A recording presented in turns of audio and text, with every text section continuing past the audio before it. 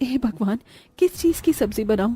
आज तो रसोई में एक भी तरकारी नहीं है और बिना तरकारी की पांचों खाएंगी भी नहीं।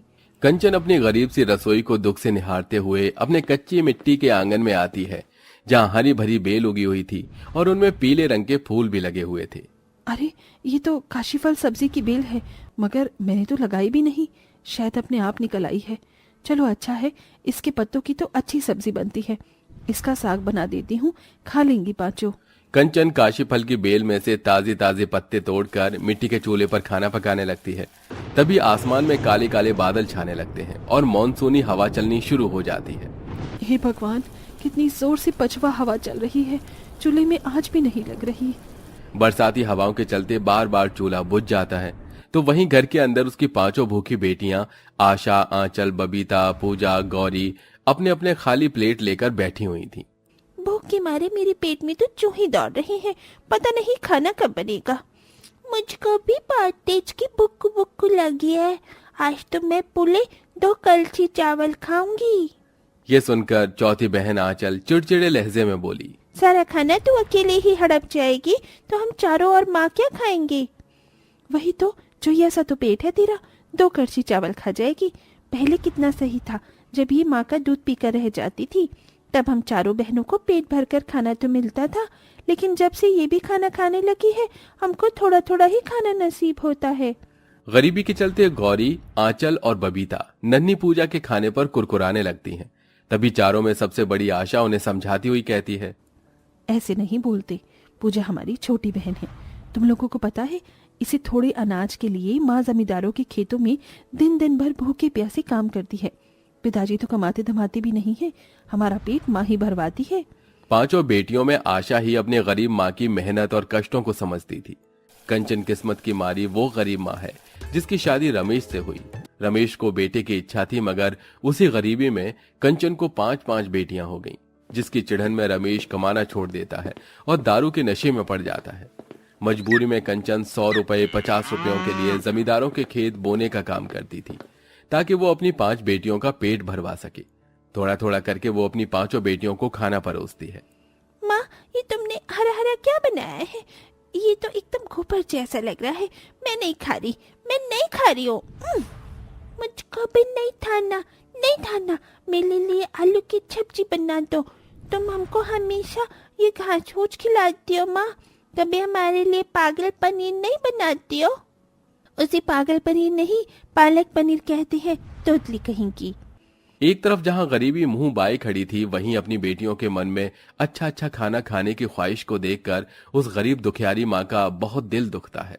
मुझे माफ कर दो मेरी बच्चियों, मगर मैं क्या बनाती, घर में एक भी सब्जी नहीं थी, बस यही था। कोई बात नहीं माँ, हम ये भी खा लेंगे, ये भी तो खाना ही है। अच्छा, तो मैं खेत में जा रही हूँ, बारिश का मौसम है, तुम पांचों घर में ही रहना। इतना कहकर कंचन भूखे पेट जमीन में आकर खेत में बुआई करने लगती है। तभी जोर जोर से बादल गरजने लगते हैं और बारिश शुरू हो जाती है। हे भगवान, इंद्रदेव को भी अभी ही बरसात की फुहार लगानी थी। जमींदार जी, इतनी बारिश में खेत की बुआई कैसे होगी? मैं घर जाऊं? तभी जमींदार भड़कते हुए बोला, इसी बारिश में बीज बोने से बीज लग जाएंगे, खेत में पानी नहीं भरना पड़ेगा। बदले में आज मैं तुझे 20 रुपए बढ़ा कर दे दूंगा। बारिश के उस मौसम में 20 रुपए ज्यादा कमाने के लिए कंचन लगातार कई घंटे तक भीग भीग कर बीज बोती है, जहां खेतों में भरे पानी में से उसके शरीर में जोंक चिपट कर खून चूसने लगती है। माँ, इन जोंक को छुड़ाना होगा। हे भगवान, मदद कर। जमींदार जी, मैंने खेत बो दिया, मेरे पैसे मुझे दे दीजिए। हाँ, ये ले, अब चल जा। उन पैसों को हाथ में लेकर गीली आंखों से वो कहती है, आज इन पैसों से मैं अपनी 5 बेटियों को भरपेट खिला पाऊंगी। थोड़ा बहुत राशन पानी खरीद कर कंचन अपने गरीब कच्चे मकान में आ जाती है, जहाँ हल्की फुल्की बूंदाबांदी तेज तूफानी भयंकर बारिश बनकर खूब बरसती है, जिस मारे घर की कमजोर कच्ची छत जगह जगह से उधर कर टपकने लगती है। आंचल, गौरी, बबीता, चलो जल्दी जल्दी इन बर्तनों का पानी बाहर उड़ेल कर आओ, घर में पानी भरता जा रहा है। कोई फायदा नहीं दीदी, कितना पानी निकालेंगे घर में से? छत तो जैसे झरने की तरह बह रहा है। सारा खाया पिया इस मेहनत करने में निकल गया। भूख लगी है। पता है, हमारे अड़ोसी पड़ोसी के घर में तो इस बारिश के मौसम में चाय पकौड़े बन रहे होंगे, मगर हमको तो सिर्फ घास फूस ही मिलता है। तभी दरवाजे से कंचन आंसू पोंछ कर अंदर आती है। चिंता मत करो, आज तुम्हारी माँ तुम्हें घास फूस नहीं खिलाएगी। देखो मैं बेसन और चावल लाई हूँ, आज कड़ी चावल बनाऊंगी और खिलाऊंगी और पकौड़े भी बनाऊंगी। कंचन अपनी बेटियों को बारिश के मौसम की जरा सी खुशी देने के लिए खाना बनाती है। तभी एक सरकारी आदमी गाड़ी में सवार घर के आगे से गुजरते हुए ऐलान जारी करता है, सुनो सुनो सुनो, जितने भी लोग इस बस्ती में रहते हैं वो अपने अपने मकान खाली कर दें। मौसम विभाग और समाचार में जारी किया गया है कि 1 सप्ताह तक भारी बारिश होने की संभावना है और बादल फटने की भी उम्मीद है। अपनी अपनी जान बचाइए। ये सुनकर गरीब परिवारों में तहलका मच जाता है। सब अपने अपने यातायात के साधन से जल्दी ही जगह खाली करके चले जाते हैं।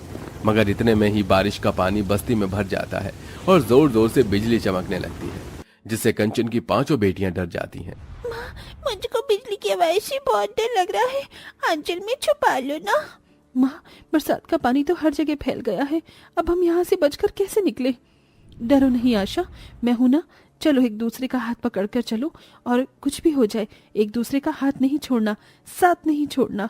डरते हुए वो गरीब माँ अपनी 5 बेटियों के साथ बारिश के कहर में बढ़ती जाती है। जहाँ कभी उन्हें कांच चुभते तो कहीं बरसात के संग में गिरते ओलों से चोट लगती और बाढ़ में तैरती लाशें भी दिखती। किसी तरह अपनी 5 बच्चियों को बचाकर वो एक ऊंचे हिस्से में पहुंच जाती है। तभी बादल फट जाता है, जिससे सबके घर जलमग्न हो जाते हैं और वहीं गरीब बेटियों का हाल अब भूखे से बेहाल सा हो चुका था। माँ, कुछ खाने को दे दो, बहुत जोर की भूख लगी है, मैं रूखी सूखी रोटी भी खा लूंगी। माँ, मुझको भी भूख लगी है। हे भगवान, कोई तो रास्ता दिखा, क्या खिलाऊं मैं अपनी बच्चियों को, और कितनी परीक्षा लेगा। तभी वो कूड़ेदान में हरी हरी साग उगा देखती है, जिससे उस गरीब माँ को अपनी भूखी बेटियों को खिला पाने की आस दिखती है। और कोई चारा नहीं, मुझे अपनी बेटियों को ये घास की रोटी ही खिलानी होगी। कूड़ेदान में उगे मेथी, पालक और कुछ हरी नरम नरम घास को तोड़कर कंचन इधर उधर से 4 ईंट इकट्ठी करके चूल्हा बनाकर घास की रोटी बनाकर उन्हें खाने को देती है। तभी बरसात शुरू हो जाती है। हे भगवान, ये बारिश भी ना, सर छिपाने के लिए कुछ तो करना होगा। कंचन कचरे में एक पुराना फटा हुआ तिरपाल देखती है, जिसे लेकर वो 5 को उड़ा देती है। कई दिनों की भूख से जूझती बेटियां हबड़ हबड़ करके वो घास की रोटियां खाने लगती हैं। कैसी बनी है घास की रोटी, अच्छी नहीं लग रही है ना स्वाद में। माफ कर दो अपनी मजबूर माँ को। मैंने तो अपनी जिंदगी में कभी सुख भोगा भी नहीं, लेकिन दुख तो इस बात का है कि तुम 5 को भी इस बारिश में दुख झेलना पड़ रहा है और ये रूखा सूखा खाना पड़ रहा है। माँ, भूख में तो रूखा सूखा भी अमृत लगता है, ये क्या कम है जो इस बारिश में हमको ये घास की रोटी भी नसीब हो गई। और ये घास की रोटी बहुत ही करारी और स्वाद बनी है, हम सबको अच्छी लगी। हाँ माँ, मैं तो पूरी 2 घास की रोटी खा गई। माँ, अगर इस बारिश के मौसम में हम ये घास के पकौड़े बनाकर बेचें तो इतने पैसे तो कमा लेंगे कि 2 टाइम खाने की दिक्कत नहीं आएगी। मंजली बेटी गौरी की कही बात सबको सही लगती है और अब कंचन अपनी 5 गरीब बेटियों के साथ बारिश के मौसम में घास के पकौड़े बेचने लगती है, जिससे खाने वालों की भीड़ जमा होने लगती है। अरे भाई वाह, आज तक आलू प्याज पालक के पकौड़े खाए थे, मगर इस बारिश के मौसम में इस घास के पकौड़े का स्वाद सबसे बढ़िया है। अरे हाँ भाई, 10 रुपए में घास के 10 पकौड़े खिलाती हैं ये गरीब माँ बेटी। साथ में चटनी भी देती हैं, और क्या चाहिए आज के टाइम में, आता ही क्या है। और इस तरह बारिश के मौसम में गरीब कंचन अपनी 5 बेटियों के साथ संघर्ष करके अपनी जिंदगी को ठीक कर लेती है और थोड़े थोड़े पैसे जोड़कर एक पक्का छोटा मकान बना लेती है, जिसमें उन्हें बारिश के मौसम में दर बदर नहीं भटकना पड़ता।